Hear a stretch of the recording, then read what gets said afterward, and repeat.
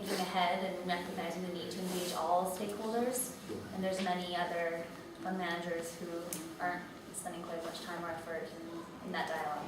And I think one thing is, in an organisation that size, they're not necessarily all going to know what's happening. I mean, so there'll be things going on with different parts of Greenpeace that other parts don't know about, same with Oxfam and everyone else. And there'll be people that just sort of having a quiet word with, and then maybe kept a little bit quiet, but that's just perhaps a different conversation. I think it should be high profile. That's why I try and increase openness and transparency in everything what I do.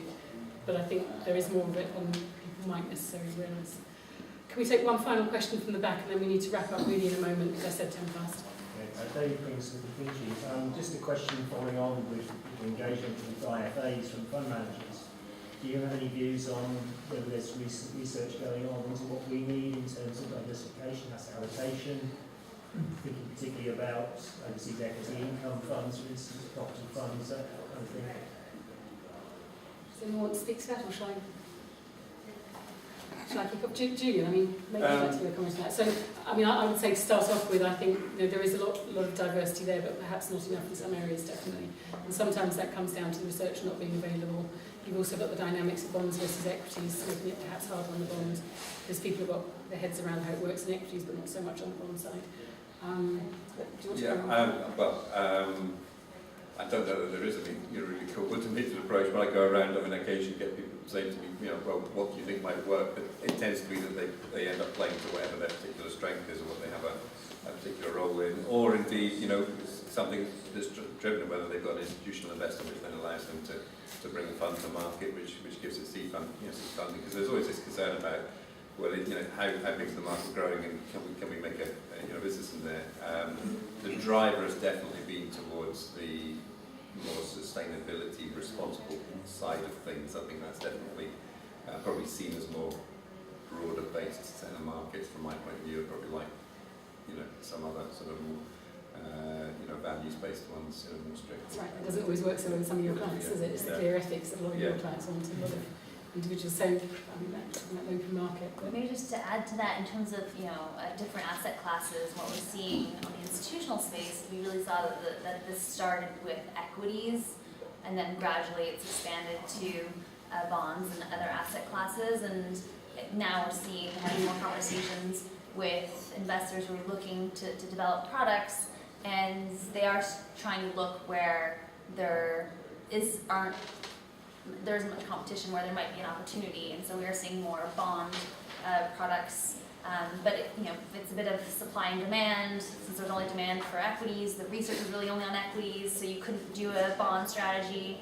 Now research providers have expanded their research on bonds, so you can have bond, and there's still a lot of development around how do you develop an ethical or ESG approach for infrastructure or for other asset classes. So I'd say probably I don't think there is a coordinated approach in terms of how to do it or where to focus. And I think often it is very much what is the strength of the fund manager who's looking to move into the space, and can they make a variant on what they're already good at, and that depends really on so many other factors. So probably, and I think as you showed on your slides, there isn't a full spectrum of opportunities, so that if you wanted to have a diversified portfolio with a certain asset allocation, would you be able to find products that meet your particular values across those different segments? I think would be quite a challenge. I think we're throwing one final comment, and I'm going to wrap up. It's evident by, if you look at the standard asset allocation tools that are available to IFAs, they'll say you need to have 15% UK equity, 12% European equity, and 17% US equity. But of course, in this space, you haven't got that controllability of it. You've either got a UK fund, or a global asset, or a European fund. Maybe come on, fund managers. But maybe just like one positive note is that investors are starting to look at this across all their funds, and so hopefully you may not have a particularly ESG or SRI branded fund, but you might have funds available from managers who are doing the corporate SRI activities as they're flagged on EcoMarket. Okay, I'm going to wrap up there because we're running over, and I don't like doing that, but today it's been a slightly extraordinary day, so I hope you'll forgive me for running over by 10 minutes.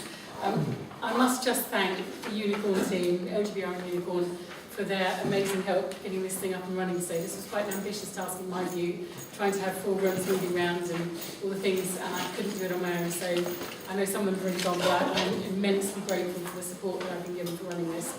I'm also immensely grateful to you all for coming, because when we all woke up this morning with pouring rain, freezing cold on the news, I really doubt I was the only one that thought, I'd rather stay under my duvet. So I'm grateful for you for showing up. I really hope you've enjoyed it. I'd welcome your feedback, comments, thoughts, not only on today's session, if you've got thoughts on Fund EcoMarket, how I can get it out there. I want to make more of this. I want more people to be aware of it. I can't do it on my own. I can lead it, I can steer it, I can brainstorm it.